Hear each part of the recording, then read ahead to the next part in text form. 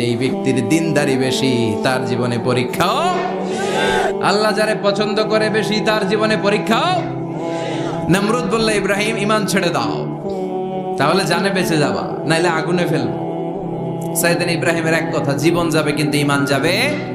নমরুদ বলে, ঈমান ছেড়ে দাও, তা না হলে আগুনে ফেলবো। সাইয়েদনা ইব্রাহিম বলে, জীবন যাবে কিন্তু ঈমান যাবে। তার মানে আগুনের পরীক্ষায় পাস। চিল্লায় বলেন, আগুনের পরীক্ষায়।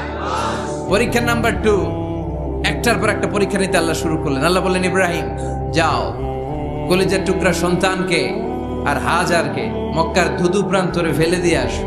ওখানে মানুষ নাই, প্রাণী নাই, জনমানব শূন্য, দেখি আমার কদ্দুর ভালোবাসো। বলতে দেরি, টু শব্দ নাই, মরুভূমিতে ফেলে দিয়ে আসলেন।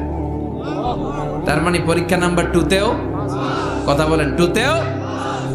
পরীক্ষা নাম্বার 3, আল্লাহ বললেন, ইব্রাহিম দেখি তোমার হৃদয়